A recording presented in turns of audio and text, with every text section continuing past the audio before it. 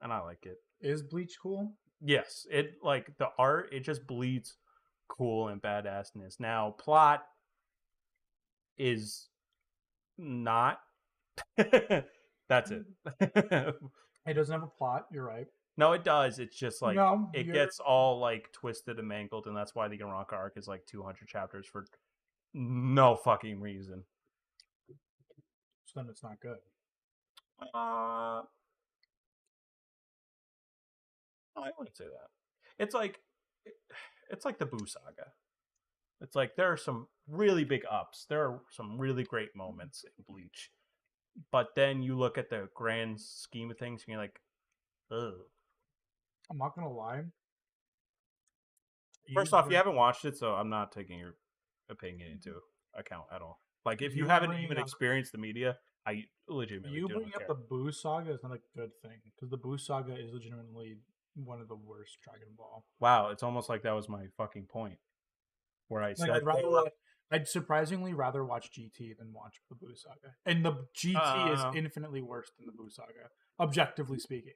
Well, yeah, GT. But for me, I just obviously the worst. But I don't know. I still watch the Boo saga over fucking GT. I mean, the Baby saga is it's alright. The Black Star, the first saga was fucking dog shit. The Black Star, Black Dragon Star. Yeah, the Black Dragons. What are you talking about? That's Gogeta, Super Saiyan 4. Like, how is that bad? Have you seen Gogeta Super Saiyan 4? Yes. Yeah, and he looks cool, dumbass. Yeah, so what would you even say? So one moment out of an arc makes up for the entire thing. Yeah. Yeah. Like arguing with you just hurts my head. Anyways.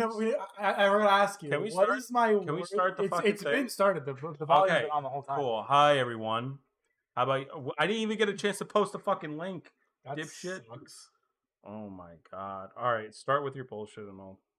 Hey guys, welcome to the stream. We are going to be talking about anime on Garbage Take.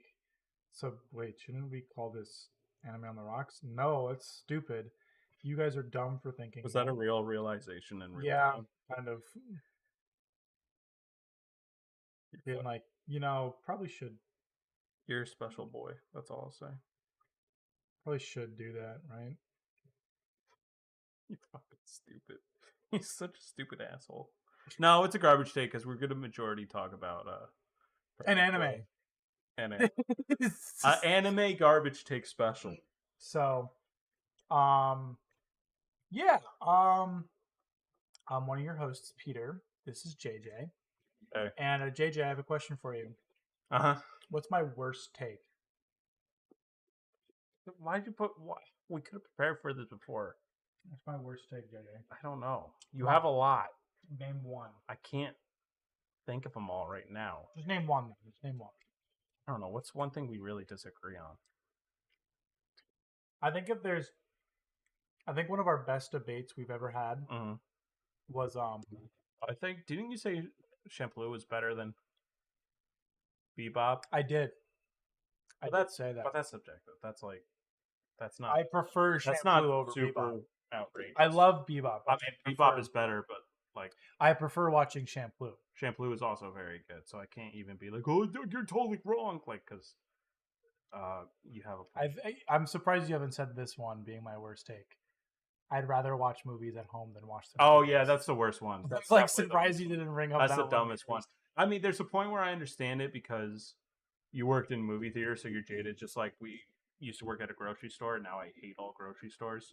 So I understand, but also it's really dumb because it does nothing to help the movie industry, especially now with the writer strikes and all that. Like how the writers don't get any residuals whatsoever from streaming, or at least we get a little March bit from like the theatrical run. So there's that. Yeah, but I watched a video from Bill Mayer or whatever, and he said the writers and the actors are just being big babies.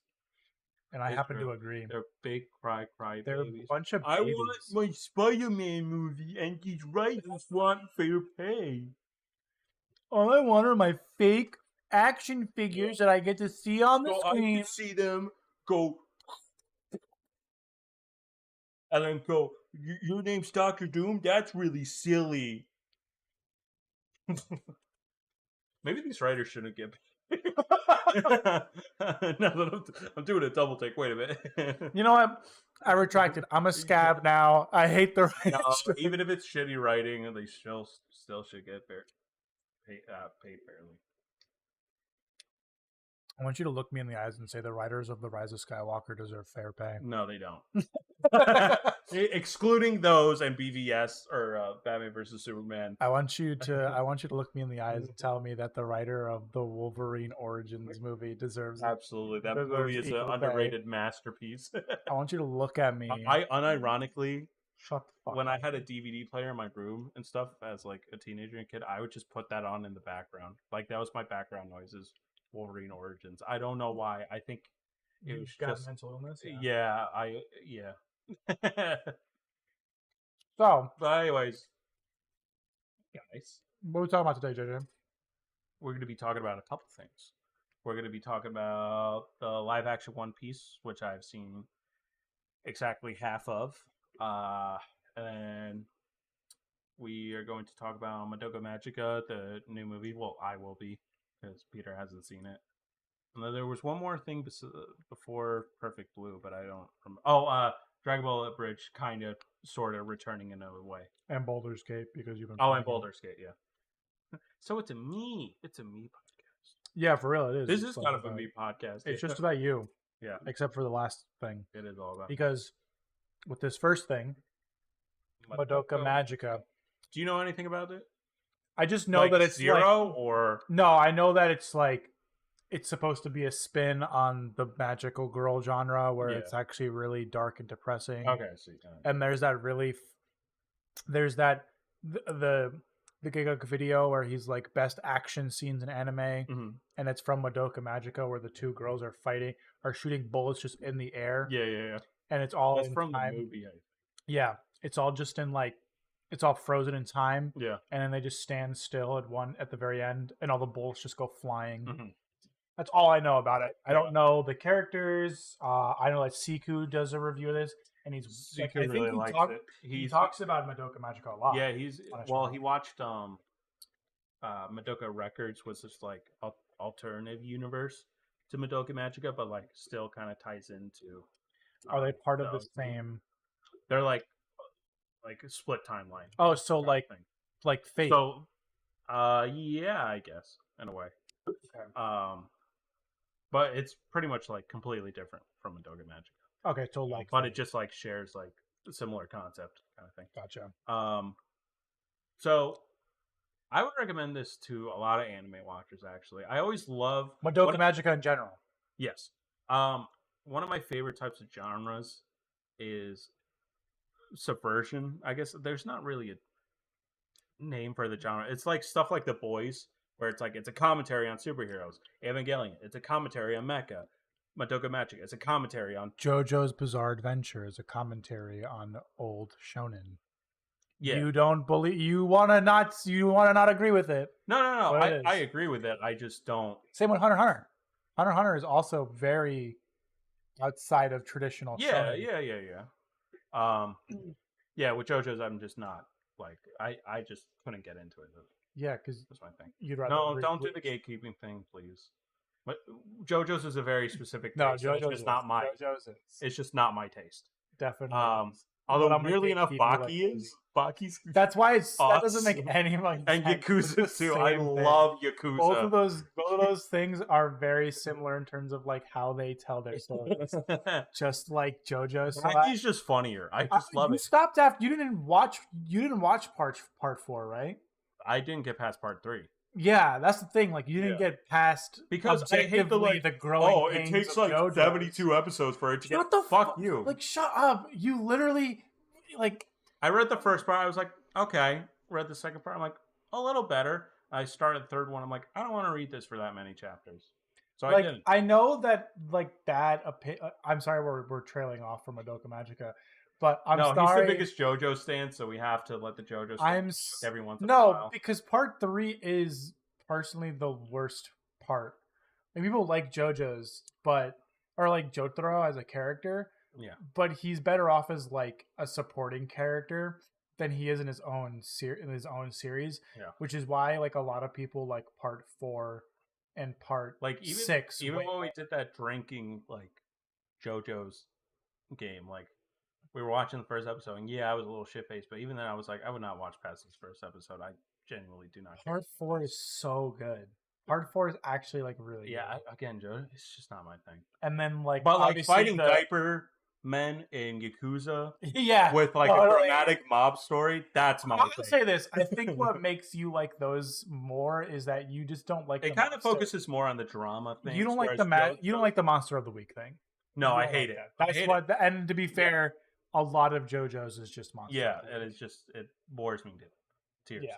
So regardless, anyway, Madoka Magica is very much like those series, like a subversion, your expectations kind of thing. I mean, everyone knows about it now, but it was, and I knew about it when I watched it, like back then. I think I forget when the first anime debuted, but like everyone was like, "What? The third episode of it?" But like, if you're going into Madoka now, you probably already know. You already know it, so you're not getting that blown away. But it's still like a very, like it's dark, but not in like edgy way. You know what I mean? It's like.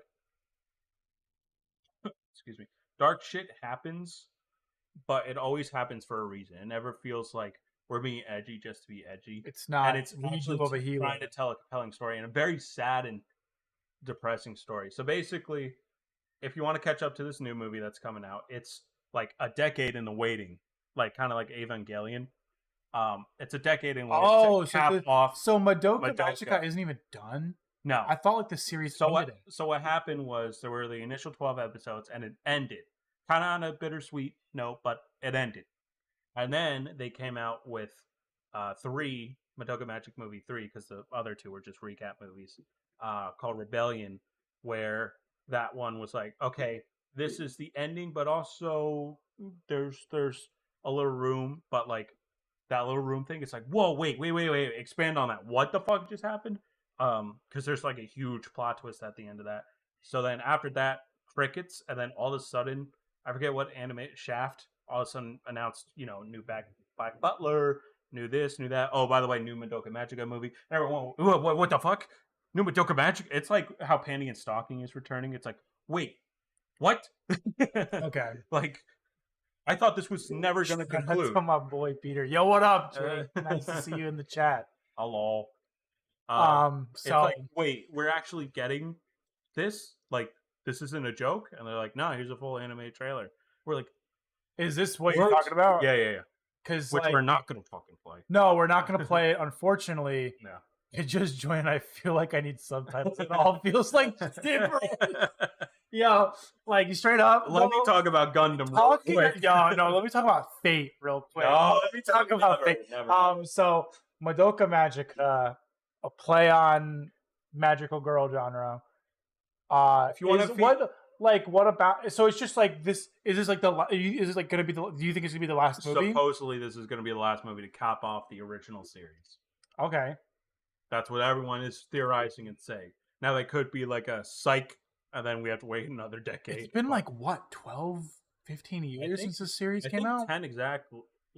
At least with Rebellion, I think that came out in 2014. This series came out in 2014. No, the movie part 3. The show started like maybe 2012.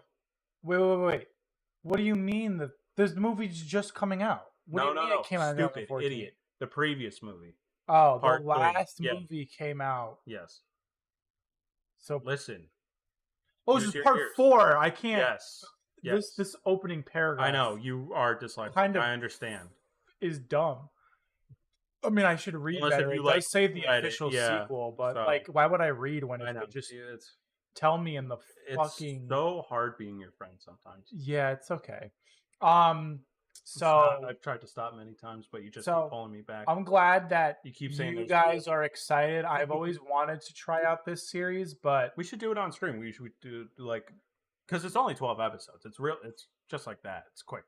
I've always wanted to watch this, but you should. It's just part of me was like, I don't really. It's on Hulu. So, Funimation. What could 2 grown glasses-wearing men know about girl magic? Well, let me tell you. So if you, I know nothing. To be fair, basically, if you want to see a fucked up version of Sailor Moon, there you go.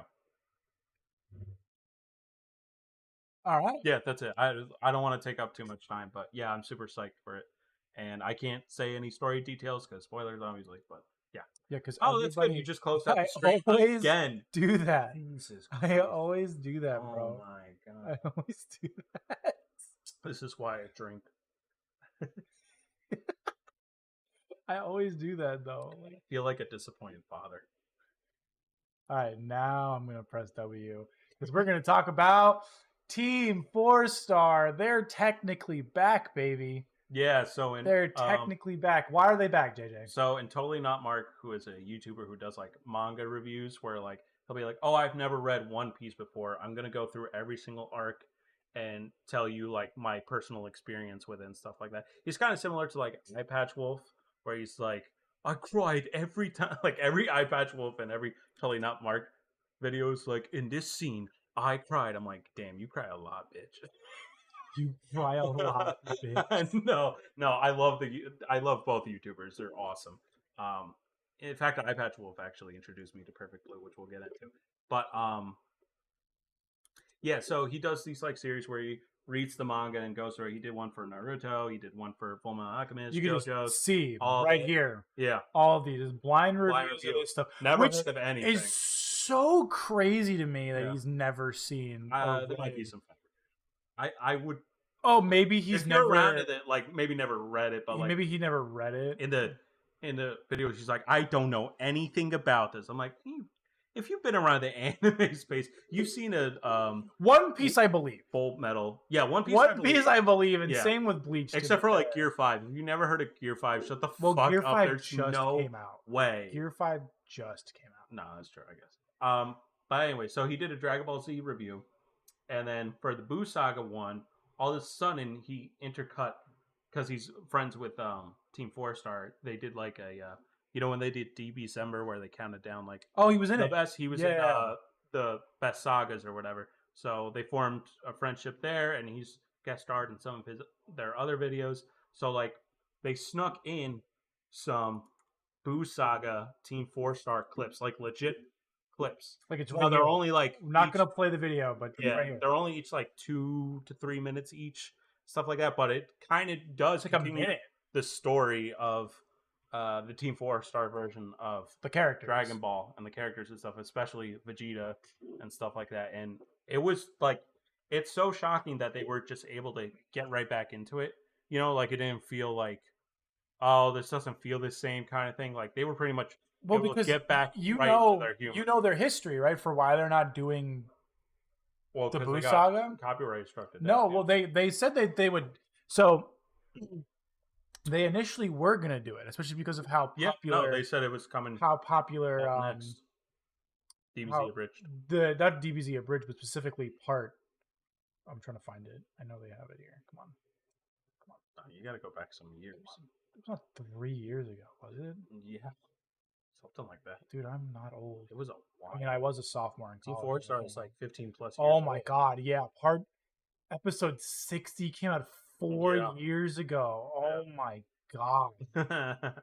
So, part 60 came out, and these are like, this genuinely is the best way to watch Dragon Ball. Like these 3 parts right here, like I think they do such a really good job paying homage to not only what they created with the Abridged series, but the entire Dragon Ball series as a whole. And you peaked. I peaked. You peaked. Yeah. At the end of Dragon Ball Z Abridged episode 60, they said that they're going to come back with the Buu Saga. But on top of like the copyright issues that they were always coming across, like it just is inevitable. You're literally copying, like I don't know if you ever read the voice actor of Goku's opinion on DBZA. Yeah, but he's quite literally called these guys criminals. Yeah, he thinks they're thieves. Yeah. That they're stealing content. They're not original. They're not good at all. And that's how Toei feels. Yeah, Toei feels like what they're doing is wrong. They're stealing content. They're not making their own shit. Which is why they also kind of switched to more of their own animated like 3D stuff. style, but like Yeah. People didn't really like that, so they were like pretty well. I wouldn't say they don't like it. They get decent amount of views. Like, don't get me wrong. They do really well for themselves with these videos. It's just nothing compares to their abridged series because they love it. But the problem is they couldn't figure out how to write the Boo Saga. Yeah. That was like Kaiser Neko, the creator of DBZA. Mm-hmm. That was his whole thing. He was like, we're trying to write the Boo Saga, but we can't. Yeah. Like they had an issue like writing it and figuring out the best way to incorporate their versions of the characters in the Boo Saga. So they just said, we're not going to do it. We're not. And I think it's really cool that they're using Totally Not Mark, because Totally Not Mark's review, to be quite honest with you, while it is a review, I've listened to his part 1, the whole thing. I don't know if you have. I don't know if you just saw his bit. I don't know if you just saw the bits. I mostly focused on the bits. Once I was like, wait, is this a real thing? And then I looked up a compilation. I was like, oh, done. I watched his whole actual video. And he does this for a lot of his review videos, where he just pretty much talks about the story in its entirety. Yeah. And then puts his own opinions in between while he's talking about, like, pretty much recapping the series. So you have somebody recapping the entire series, and then on top of that, he's using because he can't 100% use the actual clips from the series. No. So he's using DBZA to create his clips for him, because he does have scenes of the actual Dragon Ball anime. Yeah. But then he has that. Right. So, yeah, it's honestly really cool. Yeah. Like, and I'm interested to see once he covers part 2 of the Boo Saga, if there's going to be a little bit more, you know. I mean, maybe. Yeah. If you look here, recently they've been doing, like, let's talk about the series. Yeah. Which, you know, could be a wink, wink, nudge, nudge. Now with the fucking Totally Not Mark stuff, they could theoretically at the end of the Totally Not Mark video, say, "Hey, we're gonna do the Boo Saga officially." I don't know if they do it all though. I don't think they will. I'm definitely it's wishful thinking. They'll just continue to do the bits. I don't think they're gonna do the bits. I think yes, after during Totally Not Mark's video, they'll probably still do the bits. Yeah, but I'm saying at the very end they could do a tease. Yeah, I'm not keeping my hopes for the whole series. But, yeah, you're right. Like, it's definitely wishful thinking, but it's cool to see them come back. They're a huge part of the anime community. They're a huge part of YouTube. They've been here. They pretty much for a while. They shaped. Let's see what their oldest video is right here. Oldest video is 15 years ago. Wait, they're on episode 1. I could have sworn I watched episode 1. They probably do have episode 1 here somewhere, but it's not. Oh, maybe they had to re-upload it or some shit. Yeah. 15 years ago, god damn. They're on the 15 years. Yeah. That's crazy. Like, they are a huge part of that the anime community. The Broly movie is so funny. Like, they make even their other abridged, like their Hellsing awesome. Abridged is also really cool. They only did like 1 or 2 Attack on Titan ones, but those ones were like so fucking funny too. Like, there's the Dragon Ball Kai ones are so funny because they just speed through the entire fucking thing. Yeah, because they're just like, it's not the same. And the movies are funny too. The movies are also really good. That's the only way I've seen the movies, to be quite honest with you. Yeah, I haven't watched any. I've seen all the Broly ones, but that's about it. So no, like these Even guys, like, and obviously the Super movies. These guys have shaped the anime community in terms of the abridged stuff and anime YouTube, and anime humor, and anime YouTube. Yeah. So, I hope they do something more with the. But even if not, I mean, this episode is. Yeah, it was. It's over. It still feels over for me. Like, this is just a nice little snippet, and I appreciate it. But to me, I'm not like clinging on to anything. I'm like, but it's over. Yeah. Yeah. Ooh, there's some lightning. Damn. I wonder if it got caught in the video. I don't know.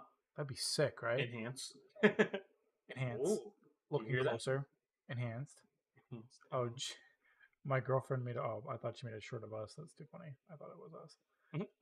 Because you can like clip it and ship it. Just the two of us. So, with that, why don't we talk about? Yeah, I'll touch on this a little bit. Different. You've been playing. I've been playing Baldur's Gate 3, a game that I was super intimidated by because I don't like these type of like top down, like almost like MMO type games or whatever. Yeah. But this game fun as fuck, and it's very beginner friendly.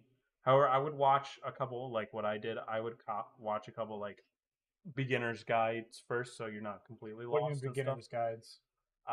Like YouTube videos of being like, oh, if you want like this stat, because like it's a lot of reading, like it's a lot of stats and stuff. It's a lot of reading, and it's like basically playing a game of D&D. Yeah, like you fill out a character sheet, stuff like that, and certain abilities, and whenever I want to go into a game like this, like Persona or anything like that, I want like the best stuff early, so I'm not struggling in the beginning.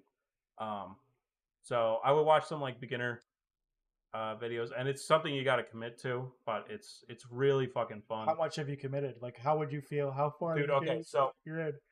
I was playing another game called Sea of Stars. Very, very good RPG. It's very reminiscent of like Chrono Trigger and stuff like that. And I put 10 hours into it, and I was like, I'm feeling the time on this one. Baldur's Gate, I've put 15 hours into it, and I haven't felt like it was 15 hours. I was like, holy shit. You feel like you've such a, like, now I kind of understand. I always make fun of like MMO fans, like, who fucking wild nerd spending like 12 hours on the same fucking thing. But now I kind of fucking understand. I'm like, damn, this shit addicting. Like, because like, now you understand my plight with Destiny. No. I'll never. No, you're still playing a garbage. I'll never understand it. But like because boss battles take a long time. Yeah. Like they're not just like quick boss battle or whatever. It takes a fucking while to like get their weaknesses, kind of get a feel for it. And like it's one of those games where it's constantly auto saving and you're constantly saving and be like, I fucked up, let me go back like 30 minutes before I started this and like redo my steps so I can do better and like see if there's a better approach to this boss fight or any fight in general. And you can romance people, and that's like the best part of the game is the romance. It's like there's this lava chick. I'm sure you've seen her. No. Where you can't like touch her or anything, but all she wants to do is just like fuck your shit up. And I'm like, my fire queen, I will do anything. I have no idea who you're because talking about. most of them are like most of like the let me see this chick, she's also kind of similar, but she's all about fighting and stuff. I'm like, okay, whatever. She's also best girl, Shadowheart. She's very like spoiled princessy, but like has a sweet side to her, but is like very defensive and stuff. And she's not in here, but the like Baldur's Gate like lava chick, I forget her like name, fire chick, but like she's like all like, I love you, like, and I'm like, yeah. But I'm gonna die if you touch me. You can also, as opposed to Persona, you can do the gay in this one. You can do the gay, and there are some good-looking macho men here that you can do the gay with. Any of them. I gotta pick up this game now. Everyone is bisexual. I gotta pick up this game. Everyone is bisexual. I'm not gay, but I'm gonna pick up this game now. Because I know how much you wanted to fuck what's his face in Persona, that Akechi. No, what's the one? Ryuji. Yeah. What does he say? What's his catchphrase? It's like, what? No, what is he? I know what you're talking about. I'm looking it up right now. Ryuji. You gotta be kidding. No, it's not. No, fuck. I feel like I'm close. Catch phrase. What is it? Wait, what? From Personal? No, that's definitely not it. Come on, it's like gonna come to us at a random time. Dude, we're both gonna like be sitting here being like, "Are you for real? Are you for real? Are you for real? Yeah. Is your cock in my ass for real? Yo, Ren, are you really gonna? Are you for real? Putting your lips on mine? So yeah, but this is great. I feel like Markeith also has a PS5, so Been trying to convince him. He's like, bruh, it's like $70. I'm like, I know, but this is like it's where the video game industry's going, like, buddy. But this is like the D&D game we've always tried to set up, and it's always fallen flat on our face, and we can just do it with just the two of us. Yo, fair. Every single time I've tried to set up a D&D, it like either completely flakes out, or people just like are like, I got other plans. Like it never works out. Yeah, you gotta be really. It's the one. You gotta be really area of geekdom I've never been a part of because everyone flakes out. I know for sure you would flake out, 10,000%. I wouldn't even. You would be last. If it was like 3 years ago, I'd be able to play. Because I used to be a part of a couple D&D things 2 or 3 years ago, and they just like you're saying flaked out because people just didn't want to play anymore. Yeah. And it's hard because you need like pretty much everyone there. Yeah. And if you asked me today, I wouldn't even say yes. I would say no, I can't do it because like I'm not around to do D&D. Yeah. But yeah, so really, really, really fun. It's like one of my top games this year. There's been a lot of top games. Fucking Armored Core, fucking Zelda, fucking Baldur's Gate, like, and Spider-Man's coming out. Like, we definitely got to talk about. Definitely got to talk about like the games of the year. Sometime before the end of the year. Yeah, like our top 10 or something like that. Yeah, the top 7 games. I mean, granted, I've only played, I think. Resi 4 3 games. Came out That's this what year, I'm saying. Resident Evil 4, bro. I still haven't played it. Like, pussy. I can't afford it, JJ. I mean, I can. I choose not to because I'd rather spend my money on it. I know. You gotta save money being an adult. Well, you know who didn't save their money? Netflix, because they spent their money on One Piece. And I'm going to be so for real. So my girlfriend is a teacher, and her students asked her to watch One Piece. They're like, teach, watch One Piece. And she's like, fine, all right, I'll watch it. Like live action or anime? The live action. Oh, okay. She texts me and is like, hey, do you want to watch the One Piece movie? And I was like, movie? Like the live action movie. And I was like, yeah, sure, we can watch One Piece, but just so you know, it's a TV series. And she's like, why the fuck would you make a live action TV series of a animated TV series? And that's the duality of these things, babe. No one truly knows why they do these things. I'll say this to that, because every time they try to do movies instead of like a live action TV show, we get 2 Full Metal Alchemist movies that just suck ass because they're just like, we just want to get to the good parts, we just want to rush it. Whereas like, with a TV show, you can pace it out and stuff. Like I don't think you can like summarize arcs into movies because then everyone's just gonna get mad. Yeah, no. Yeah. So like if they did if anything, because if they did One Piece and they just did like the East Blue Saga, this shit would be like the most rushed shit in the world. Yeah, no, you'd have to. It does need to. Well, how many episodes? The whole season is East Blue, right? Yes. Yeah, it's just there's no Chopper. They just stop right after Arlong, or they finish on Arlong. Like after Arlong, then they're done. Okay. Which apparently season 2 is completely written, but of course the writer strikes, so nothing's gonna get filmed. So yeah. So JJ, you watched this. I've only seen the trailers for this. In the trailers, I thought it was pretty goofy, not really interested. Yeah. But then a few of my coworkers said like it's good, and that it looks interesting. So I said, and online, a lot of people are actually saying that the series is good. But JJ, we don't care about other people's opinions. We want to hear yours because you're the expert, especially when it comes to One Piece. What are you thinking here? Are you thinking it's a masterpiece like everyone's saying? Okay, just ruin my preamble. Sorry. By saying no immediately. Absolutely. You look like you want to kill yourself just thinking about this series. I don't talk about it necessarily. Maybe a light backflip or something like that. No, just if my neck happens to snap. Then. Oh, okay. No, I mean it's go okay. balls to the wall with this. This is like the most okay. You know what I mean? Like it is genuine. Okay, credit where credit's due. I'm gonna give this a lot of credit, but also this is the best One Piece could ever be in live action. I firmly believe. It's one of the best anime live action things, which, that bar isn't too fucking high, so pretty fucking easy to reach that. Do you think Inuyaki? It's not an 8. It's not an 8. It's not an 8.5. You're telling me it's not great? For me, it's like a 4 or 5. Damn. But I still like. That's low. I still like. That's half of what people think. Like 5 is just like fine. 4 is a little below that. But listen, it's just this more to me is a novelty. It's like if I wanted to watch this live action and like how we all imagine like in movies like, oh my god, what if Dragon Ball was live action? It would look so cool, kind of. And then we get Dragon Ball Evolution. Right, yeah. This is that, but actually done the best way it could with like a Hollywood-esque budget to it. And that's fine, and that's good. And it's gotten my girlfriend into One Piece. Like, this is a great jumping off point for people to be like, oh, I would never watch an anime or something.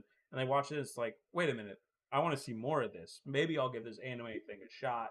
And then they go forward to that. Like, now my mom knows what One Piece is. She hasn't watched it, but she knows what One Piece is. Because of this? Which is weird and shocking. No, she doesn't. Yes, she is. She was like, what is this pirate thing? It's One Piece? And I'm like, you're not going to like it, but it's just a very popular like anime thing.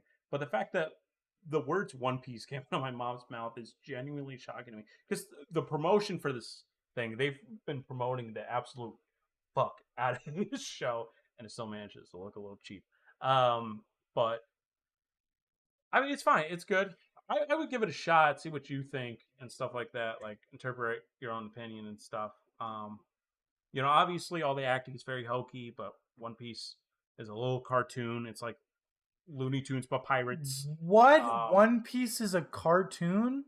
What? It's animated? Oh, yeah, that whole fucking thing. Oh, I don't want to even get started on that. Maybe I'll talk about it because you won't care. But, what's wrong with this? Wait. What's wrong with this? Is that supposed to be Garp? That's Garp. And then he's not even in the first. I know. Why is Garp here? I'll just say it. So One Piece. No, wait. Actually, why is Garp here? I don't think any sense. So can I explain it? Yeah, no. Okay, so One Piece spoilers. Skip to 6:55 right now. If you're watching live, if you're watching pre-record, skip to let's say 2 minutes. I'll give this thumbs up when it's good. All right.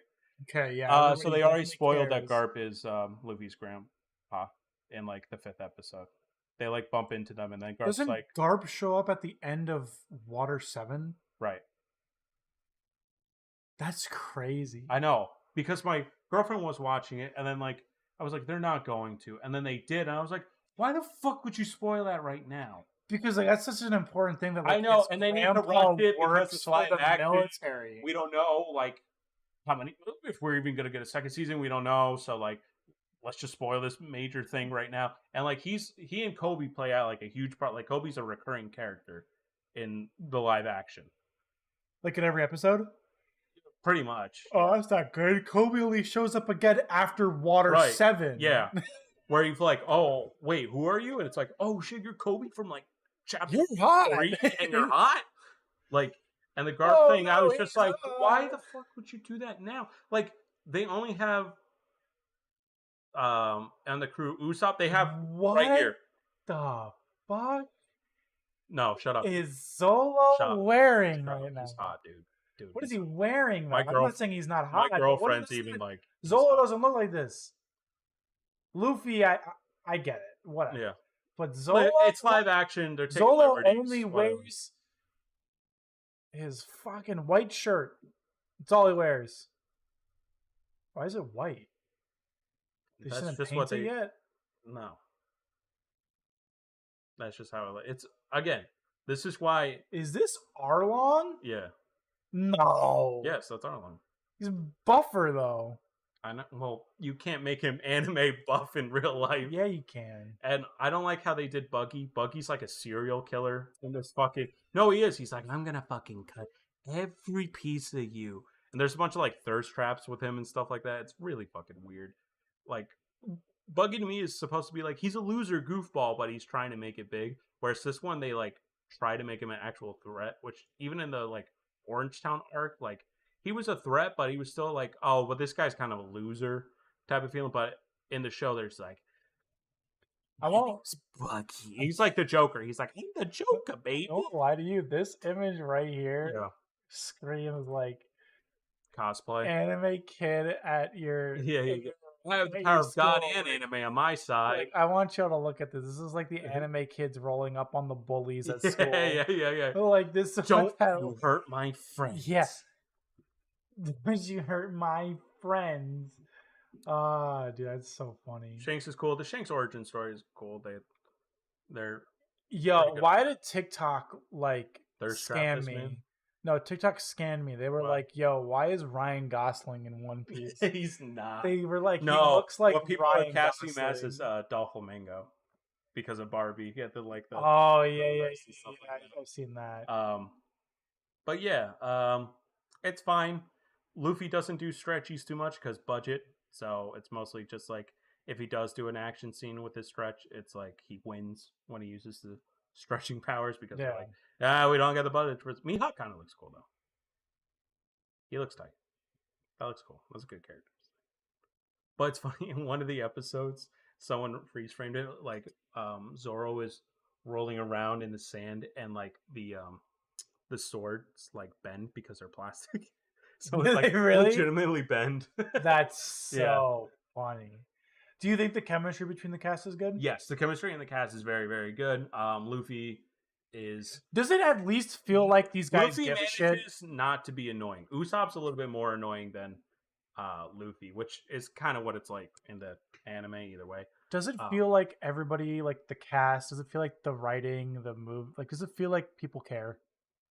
Oh yeah, absolutely. I don't doubt that people legitimately care about One Piece worked on this project, from the costuming and everything. Like they do legitimately care. It's just hard to adapt something like this into live action, and it's such a big thing to handle too because it's such a long running series, and they do make a lot of like their own choices. Like they don't do one-on-one. There's like Nami's there pretty much from the beginning, as opposed to like her eventually joining the crew. Like she's already part of the crew before like Orange Town type of thing.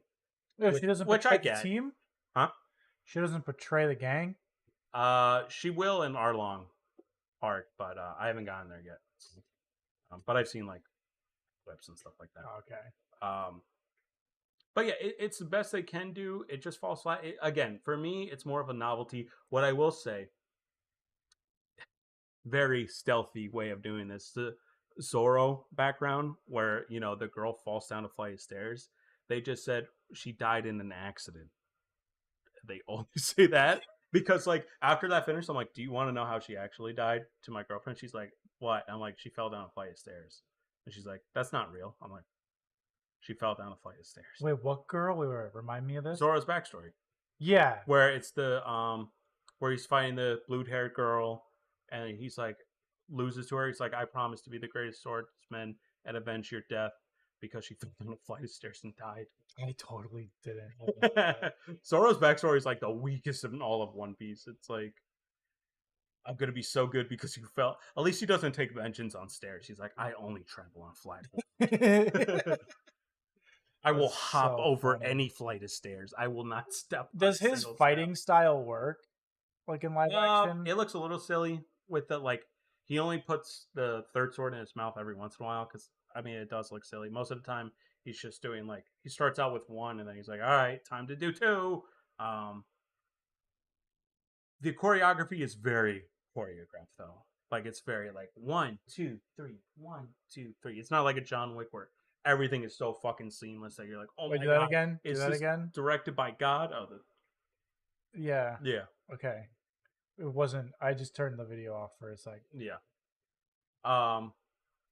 So it's fine if you want to get into One Piece and you're like, oh, I don't really like anime. Definitely watch this. If it intrigues you, watch the anime. Totally. But for existing One Piece fans, besides the novelty of it, there's not. You're not gonna get much out of this. Not gonna get much out of it. Okay. All right. But it's good for intro. So I'll probably still watch it. Just to see. And then form your own thing. You might think like everyone else on Twitter, like this is the greatest thing on the face of the planet. I think I'm gonna hate it. I think I'm gonna hate it. I'm gonna be so honest. Yeah, I think I'm not gonna like it. It's a 4 for me. But Yeah. You know what isn't a 4? It's a very nice 4. You know what isn't this is a 10. This is a 10. That's disgusting that that's an 8. And I already know that IMDb is all like, I just don't understand what the fuck happened. Like, what was the last? It was so boring. That last 30 minutes didn't make any sense. It's like any A24 horror film. There's always, wasn't a single fucking jump scare. Yo, so for real, though. People like, this movie's scary. Yeah. I thought this was supposed to be a scary thriller. Perfect Blue. One of my favorite movies of all time. In fact, after watching Perfect, so there was a showing in AMC theaters where they were showing Perfect Blue, and I was like, "Hey, Peter, do you want to watch it?" You said you had only watched it in class once. No, so during COVID, I was co-president of the film club, and one of my things that I wanted to do, because we were trying to figure out the best way to get people to interact in the film club more. Yeah, because like we can't really film. Was my job was to pretty much create activities within the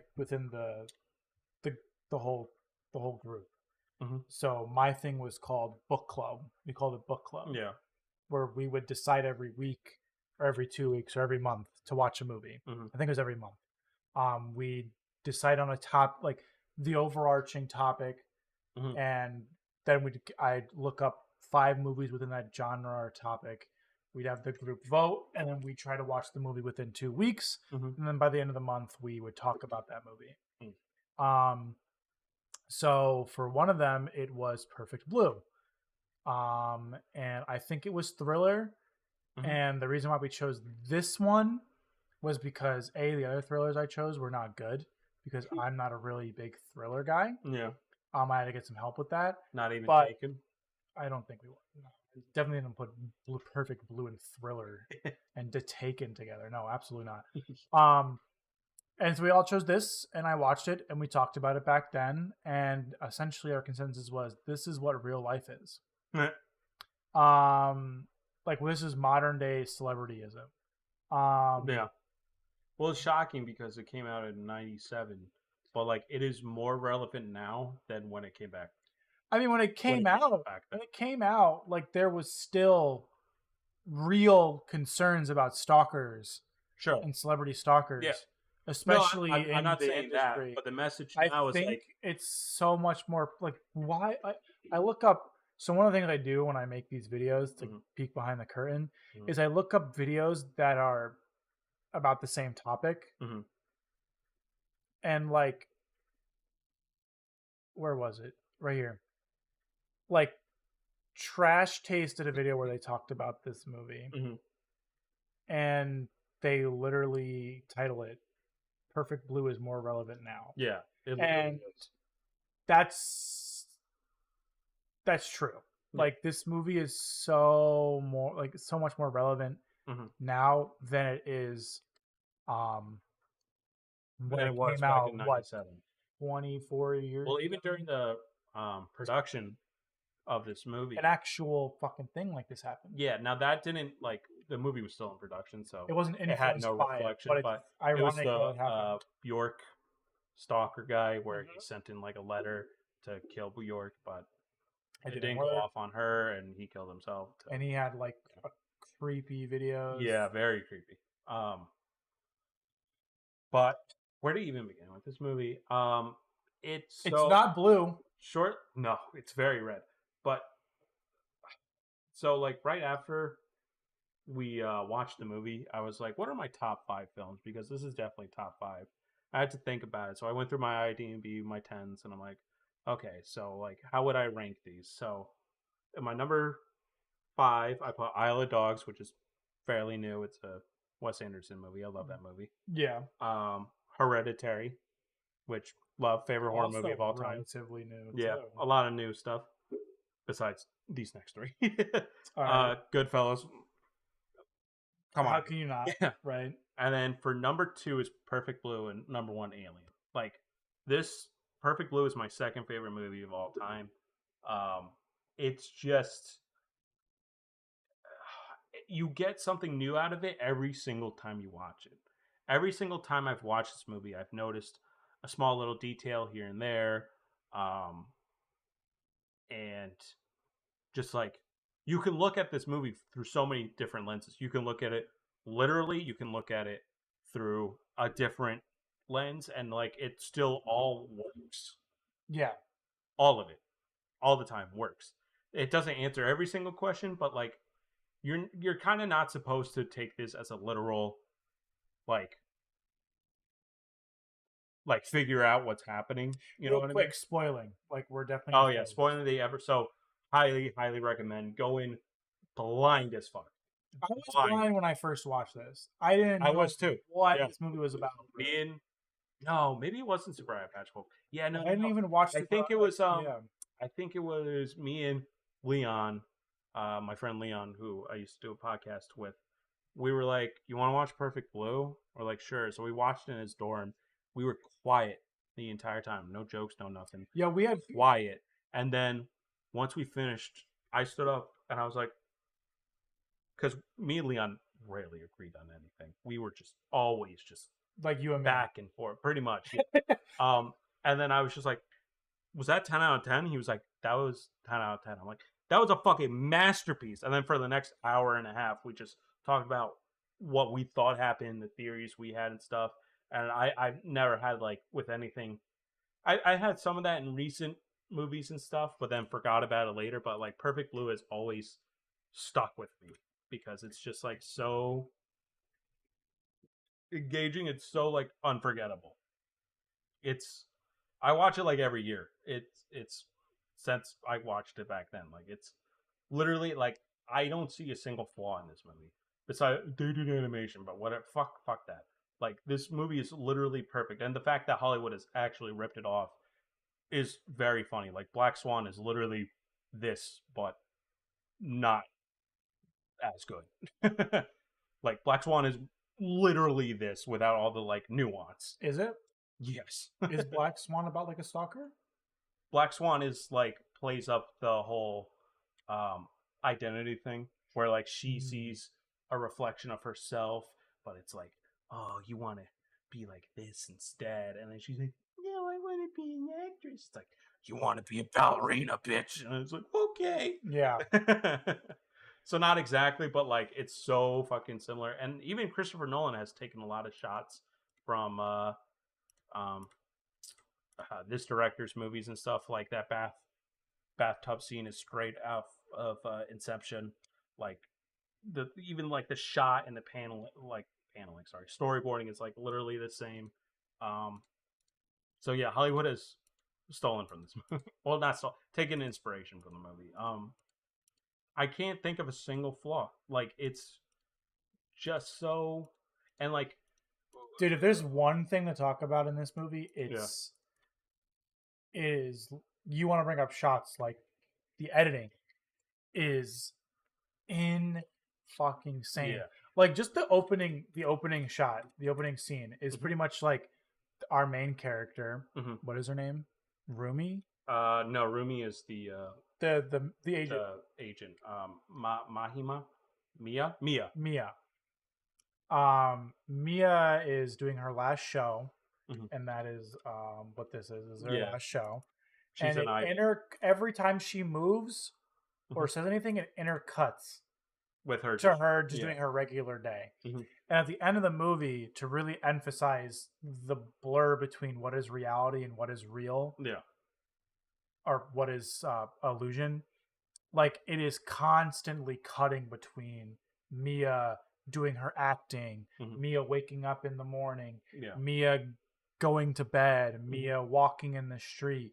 Like it's all intercut together to bring. If you were in the theater, like you were saying, you were quiet. So was I. Yeah. Like, and when we were watching it together, but we had a couple of newbies behind us that had never seen this movie before, and that was the perfect audience to have because they just were like, "What the fuck is going on? What is happening?" And not like in the stupid bro way, but in the like bro, they're actually interested in the movie and they have no idea what's going on. Yeah, because of like just the way the film was being cut and the editing behind each scene, blurring the line between reality and illusion. Yeah, and And like they don't just do that in the scenes where like she doesn't know what reality is. Mm-hmm. They also show it in the scenes where we don't know what reality is. Yeah. Like there's obviously the really infamous SA scene that happens in the movie. And it's all acting. It's not real. Like she isn't actually like we know in our brains that this is all part of the bit. Yeah.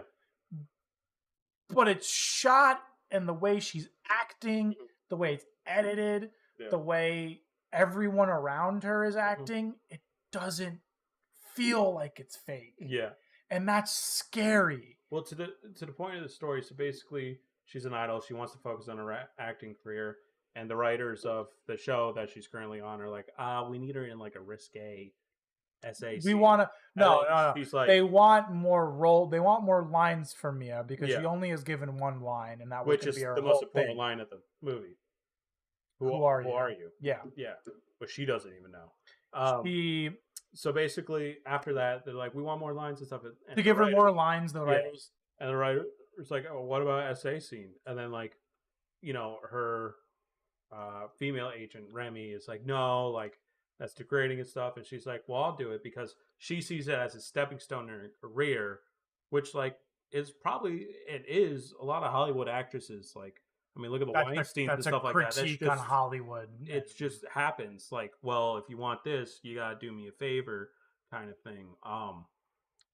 So she goes forward with the scene, and it's also a thing. It's also a thing in like the idol industry, where like a lot of idols that leave the industry. I love the scene once she gets into her apartment. She's like pretending like everything's fine or whatever. Like she gets in the back of her male agent's car, and she's like, oh yeah, what's up? And he's like, never mind, want to go for ice cream or something? She's like, yay. Or he doesn't say ice cream, but she's like, where's Rumi? And he's like, oh, Rumi had to go because Rumi leaves because she just can't handle it. Yeah. And so he's like, you know what, for doing such a great job today and all you've been doing, you're doing such a great job in general, I'm gonna take you out to eat. And she's like excited, and she goes to see it. Yeah. And then she goes home, tries to feed her fish, and all her fish are dead. Yeah, and she just breaks down. She's like, she even says like, I didn't want to do the scene, but and then like when she cuts back, like the fish are alive. So it's like at that point in the film, I believe that's where psyche breaks. Like that's where we get like the most trippy scenes and stuff like that. Yeah, it doesn't start immediately. Right after that scene, that's when we get like the breaks, what's actually happening, kind of thing. And she's doing a lot more things that. She doesn't want to do, and the public perception of who she is is being broken because she's not doing more risque things. She's doing more scantily clothes. Like there's she's wearing more she's wearing more revealing clothes in interviews. She's doing really like quote unquote sexy photo shoots with a really weird perverted photographer. I like how his eyes the entire time are just like wow. Yeah. And but the movie has a lot of angles. Ton of angles. And a ton of angles you can view it through. So like on the TV show she's worked, she's part of the story is like she was the killer all along in that show, and she has like multiple personality disorder. And they even like show it like, oh yeah, Mia has multiple personality disorder. And then it cuts to that exact same scene, but instead they use the characters. Yeah, the actual character's name and stuff like that. So it's like, wait a minute, can you view this whole movie through the lens of that? Like you can pick and choose how you want to view it. There's also like the fact that there's so many different aspects of the movie to consider. There's this what we've been talking about, which is the her losing her perception of herself. But then there's the people around her being affected by her change of appearance, which is Stalker. One of the main villains of the movie. Someone called it in a review a Reddit monitor. A Reddit monitor. This guy really is a Reddit monitor. Yeah. There's this guy who his perception of her, if we harken back to one of the first photos on here. I skipped over, you fucking asshole. You fucking that I love that shot. That's one this of the scene. Best shots. His perception of her is like this idol in the palm of his hand This is who she is. My perfect image of her. Like he owns her. Like he owns her image. Like he knows her. But he doesn't know anything about this lady. He only knows, and this is the whole point of the movie, is like people's perception of you. Like you perceive me in a certain way, but that might not actually, like when I'm home alone, that's me. That's the me who I actually am. You're only seeing a personification of the persona. The persona. The persona. All right, guys. Thank you for watching the stream. I have to pick persona is Shadow the Hedgehog. It's Shadow the Hedgehog who's pregnant and wears the diaper. So yeah, there's also this, which is a huge aspect of the movie because she's getting letters throughout the entire series or the entire movie, and she's watching a blog that acts as though it's her, and it's because it's a stalker who's stalking her. Yeah. And he's not really the stalker.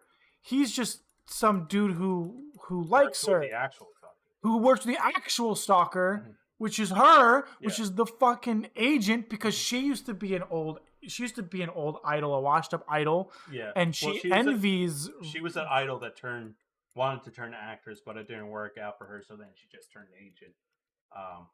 And like through Mia, she's like trying to project herself on there, which is how she develops like the multiple personality. And they kill people. They kill multiple people who are ruining the image of Mia. Which, by the way, I just want to say this: the violence and gore in this is so well done because it's sporadic and it's quiet. Besides, like the screwdriver scene, but like my favorite kill in this whole movie is when the writer is. I think it's the first kill. Is when the writer's in the parking lot, and then the music goes down the stairs, or down the elevator, and then he turns around and the elevator's open, and you just see a boombox playing like Mia's song, which her like idol songs when she was in the idol band. And then he just looks at it, and then immediately cut to the elevator doors opening, and you just see his face with like no eyes and stuff like that. And it's just that shock, and it's right there, and it's fucking terrifying. Where instead it could be like, oh, I'm gonna tear your eyes out. Oh, look how gory this is. It's just like cold. He's dead. He's dead. It's cold. It's just calculated. It's like there it is. And this whole movie is masterfully done. I love how it's early days internet. She's like, "What's the internet?" Oh, that shit's so. That shit was so funny. It's like, "What's a link?" Like as technicians, it's hilarious. Like Zelda. So yeah, there's so many aspects of this movie that you can really focus on, and one of the biggest ones, which is why like a lot of people say this movie is more relevant than ever. Yeah, is the parasocial relationship between a celebrity and their audience. Yeah. And like the famous Ludwig video, because I Am Not Your Friend video that he made. Because there's so many micro celebrities now. Like even a YouTuber with like barely 100K subscribers, like he's still putting on a persona for people. Even like technically us right now, we're putting on a persona. Like for strangers, if people have never met us, like like we don't like. Outside of, like, yes, I talk about TV, movies, and anime with JJ, but, like, I don't get this passionate with JJ. Yeah. Because I'm putting it on for you guys, so that way people can watch and see. Because I do care about these things, but, like, I don't do that in real life. Yeah. I mean, I sometimes do, but not all the time. Yeah, you do. Or my shitty takes. Your garbage they're not, takes. They're really garbage takes. Like my takes that JJ very much disagrees with me on. Yeah. While I do believe in them in some ways, they're there for the comedy aspect of seeing him get upset and talking about it. Yeah. Like some of it isn't true. My takes, and I'm sure JJ, you have things that you not lie, but put on a face for. I've never lied once in my life. We do it at work too. Like, I don't love my job, but I put on a face like I do. Like, no, this movie is just, it loves fucking with your perception, because there's a scene like the confrontation between Mia and the actual stalker, and then she knocks him out with the hammer, right? And then she stands up, and all of a sudden the curtains go up, and it's like she's filming something, and it's like, wait, did that actually happen, kind of thing? Like this movie's constantly trying to, like the third act is constantly trying to fuck with you. Yeah, all the time. The third act especially. It never stops. Oh my god! Like the guys behind us, the group behind us were genuinely confused because like it just kept blending everything together, and it's reflective of her state of mind. It's like everything is just like what is real, what is reality. She doesn't feel like she's herself anymore. She doesn't even feel like she's the one doing the things in this blog post. To hallucinate her idol self, being like, "Come on, Mia," and it's to the point. So in the movie, there's a website called Mia's Room where it literally goes over every single detail of what she does, like what kind of milk she buys, what foot she uses to step off of the subway and stuff like that. And she gets like freaked out. But then toward the end of the movie, where she doesn't even realize who she is, she starts actually reading it. Like, oh, I guess I did this today. Oh, I guess I did. Oh, I went shopping today. I must have some nice clothes in my room. Yeah, because she's just like she got to a point where she doesn't know where. She doesn't feel like herself anymore because of the way she has to act now. One of the most underrated ones is so she's part of this idol group, Champs. I think it's called Chomps or whatever. Charm. We'll go with Charm. Where like they're celebrating because after Mia left, they finally have like their first top 100 hit, and they're all celebrating. And then it shows a shot of her with the girls celebrating, like yay! And then her female manager touches her shoulder, and this entire time she wasn't even in that room. She was just talking with her female manager. Yeah, because she wanted to self-project like she was celebrating with them, but she had nothing to do with that until she's rude awakening because she's taking a big risk in becoming an actress because she's starting from like ground one, whereas with the idol group she had a fan base. She at least sang. She could sing. There's no doubt about that. It's can she act? Right. Yeah. Exactly. And it's just one of the most uncomfortable viewings of a movie with the essay scene. Like I felt like obviously watching it alone, I feel genuinely uncomfortable and terrible for what's happening. But like just with people around the theater, I'm like, oh, this is a little tense. No, it's tough. This movie really tests like you mentally. Yeah. Like, can you get through this? Can you, not that can you understand this, but more like, can you see what's going on? Yeah. Because we're not a big advocate of like, there's edgy manga and stuff that just use essay as like, look at how edgy and like, oh, what? Whereas like Berserk and this, it's engraved into the story and you understand why it needs to be there. Whereas like some other like edgy manga media is like, look how redo of the healer. Look how cool this is. He's taking back his he's taking his revenge. Yeah. And it's like, no, it's not cool. Yeah, that's gross, and it's gross in the media that uses it properly. It makes essay gimmicky, which it should never be. It's a very serious thing, just like murder or anything else. Yeah, and it does the same thing with murder. It does the same thing with mental health. Yeah, like it doesn't feel like a gimmick. It's very realistic. Like they even show like a portrayal of what anime would look like in this world, and it's some like fairy chick with like huge anime. Yeah, like they're like, no, we're trying to portray like real life, like But if you want to also view this as like a spirit legitimately possessed the agent, you can. I mean, I don't perceive it that way, but like there's so many ways you can perceive it. You can watch this whole movie and just be like, I'm going to go in with the perception there's a point in the whole movie, at the very end of the movie, it might not even be Mia you could really think about. No, at the very end, and in fact, one YouTuber pointed this out, where she adjusts the mirror at the very end, and it's not Mia's voice, it's Ria's voice, or the Rumi's voice. And it's like, wait a minute. So wait, is she? And it just, it ends. Yeah. But, or you could be like, no, that's not it. But it's that unnerving ending where it's like, wait, is she in the asylum? Like, is Mia in the asylum? Wait, what happened? Because even like the asylum is kind of like just like one of her sets. If you really think about it, like the lighting and everything, is like one of her sets. Like, wait, is this just like the end of that in-universe movie? Like, there's so many ways you can theorize, and none of it is wrong. Yeah, you can't definitively say that's stupid. No, because it's like Luffy is the One Piece. Because that's so funny. No, because the way this whole movie is, who is Mia? Yeah. And we don't know. Mm-hmm. because eventually, we've the watched perception of who Mia's journey. We spent 90 minutes with her, and we still don't know her. And that's like the message of the movie. It's like you may spend however much time with entertainers, you may watch all the movies, motherfucker, you still don't know me. Like I've been recent, not because of this movie, but just in general. Like I think about a lot, like when I'm driving to work or waking up. Yeah, I'm like, I can't believe like Taylor Swift also wakes up. Yeah, right. Exactly. And eats breakfast because she's so like godly to us. She's like she's just munching on some Honey Nut Cheerios. Like right? Like I can't picture. You can never picture them like that. Yeah. I can't picture them doing what we do every day, which is just like I can't imagine any celebrity actually pooping. Ever. I can't imagine them going to the bathroom. You're right.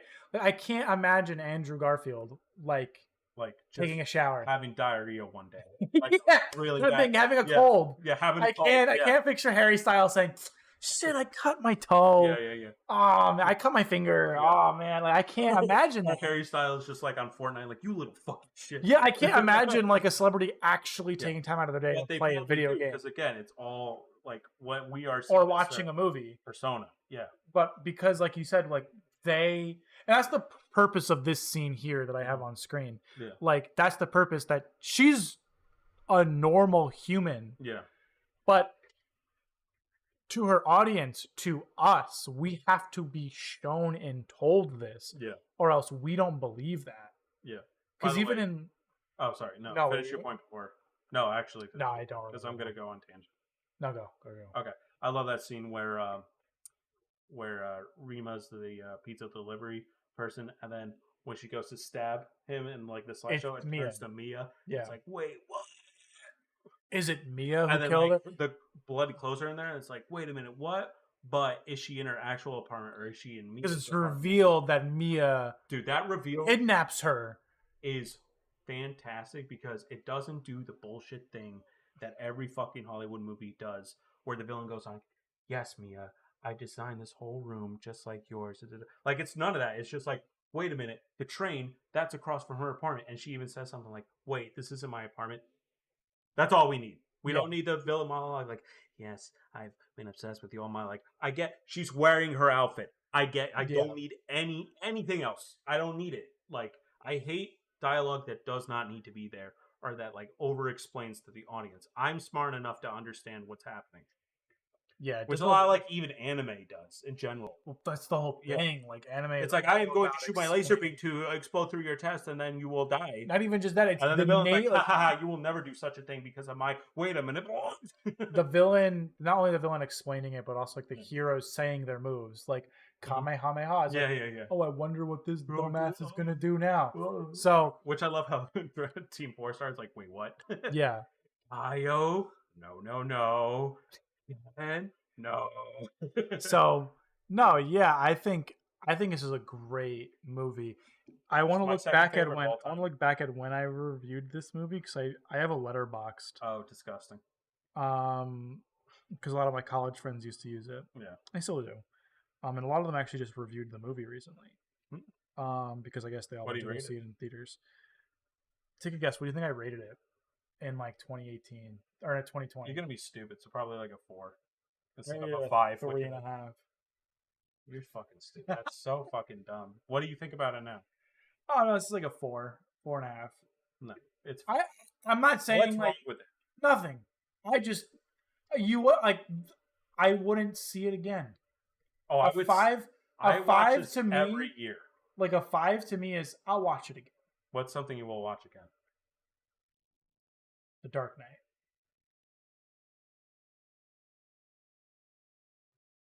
I'll play Resident Evil 2 again. That game's a 5 out of 5. The game is a 10 out of 10. Not even Nolan's best. No, but I like that movie. I know his personal taste, but I like that movie. Actually, you want to look at my Letterboxd real quick? No, let's look at all my movies here. Make me really mad. Let's see all my reviews. Peter. All right. We have to stop. Yo, how does it make you feel? I rated this movie. No. I want you to hear this right now. I want you to hear this right now. No, change it back. I rated Doctor Strange in the Multiverse of Madness the same rating as this movie. You're wrong. Like, if you even rate any Marvel movie above this, you're wrong. You're just dead wrong. I gave Coco. I gave Coco a 4.5, and I didn't give this one a 4.5. I gave I Want to Eat Your Pancreas a 4. No, but yeah. Let's see. I gave Howl's Moving Castle a 4.5. That's like not even the best Ghibli movie. It's not. It's not. No, you gotta update your letterbox. This shit is trash. I'm looking at all this right now. Dude, you know how much I love Spider-Verse, right? Yeah. This shit ain't even close to Perfect Blue. Like, I love that. I gave Saga of Tanya the Evil a 4. Well, because you're a lollipop. So that no. makes sense. Yes, you are. Then change the rating. I'll change it easily. I did say it's the best isekai, hands down. I would agree. I gave Violet Evergarden a 5 out of 5. Yeah, you're obsessed with that. It's really good. It's not. I gave Tenet a 3.5 out of 5. That's fair. Tenet's 10. Let's see. I gave what the fuck else, bro? Tenet sucks. Tenet's really bad. Oh, here's my review here's what I wrote for Perfect Blue. You want to see what I wrote? Sure. No, I am Mia. That's how they end. The movie ends with "No, I am me." I think she says, "I'm the real me." Something like that. Yeah. I gave What We Do in the Shadows the same rating as Perfect Blue. The one with Johnny Depp?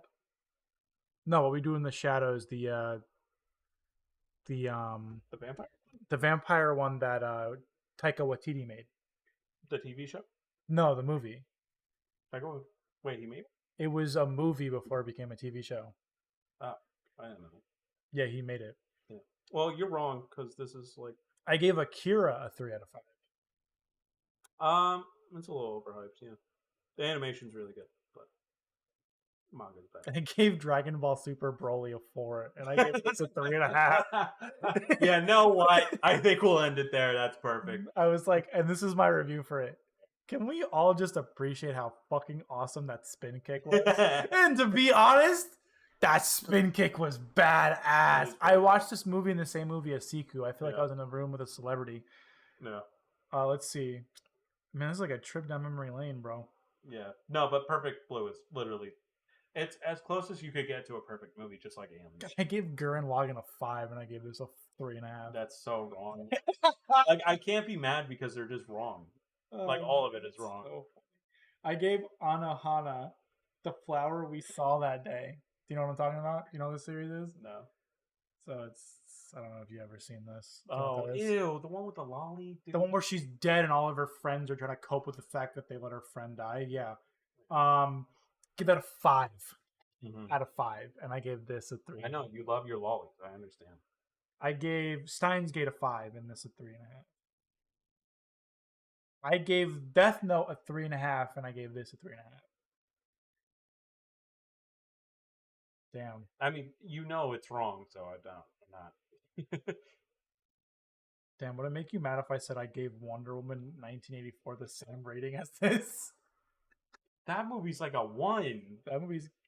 Yes. I like... You rated I rated it that high because I saw my family. We all just... That doesn't, like, count to the actual movie. I hate... How you do? Yeah, but my personal life. Like, rate the fucking movie, dipshit. Yeah. That's why you're a bad reviewer. Here's what I wrote. I have never been so lost during a movie, and I watched Tenet. For which movie?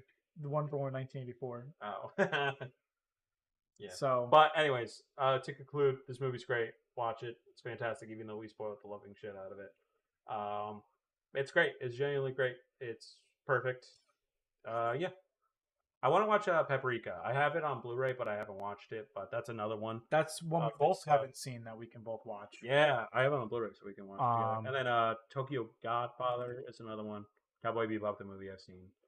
I think there's one more that he did, but I can't remember the name of it. But yeah, no, this the director unfortunately passed away a couple of years back. But yeah, legitimately best anime movie, one of the best movies in my opinion. like movie. Like I'm not just saying like copying like it's the best animated movie. No, this is cinema second best movie in my opinion. Like I love this fucking thing to death. As you can tell by my look. Yeah, his head bobbing. Yeah. So never watch an English dub though. The English dub sucks out. Yeah, I think I watched the English dub. That's probably when I first you gave it a 3. Maybe I just did back then. I definitely didn't want to like see the translation in that. I didn't want to read. I didn't want to read subtitles. I still am very much like I if there's a dub that's not that bad, I'd rather watch. If I want to like do something else, I'll put on a dub. Yeah, like I'll never watch Attack on Titan dub, but I did with my girl. Yeah, so did I, and it sucked. And we both said, "Let's change this." Hate Titans because nothing. Shut the hearing, fuck up, Aaron.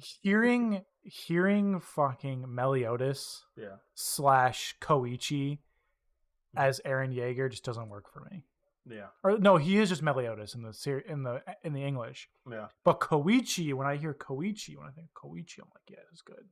So, all right, guys, thank you all for watching today's stream. I know it's kind of crazy where we're streaming on a Monday. I have a doctor's appointment on Thursday after work, so can't do Thursday.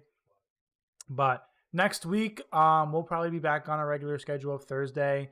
Hopefully, JJ will have, yeah, I should. the lip syncing video done. Yeah. And you might guys have a little treat of 2 videos that week, the stream and that video. I'm not going to commit to anything on this channel just yet in terms of my own stuff. We're actually might discuss for a little bit stuff we want to work on for this channel. Yeah. So, otherwise, check out our respectives. I'm working on some stuff. I don't know if JJ's working on some stuff. As well. Just know we would love to, once again, it always comes down to we would love to make more content, but we have real life and that sucks. So I have whatever. 5 children to feed currently. Yeah, and they're called my titties, Oompa, my hands, and my stomach, because these titties aren't going to grow without food in them.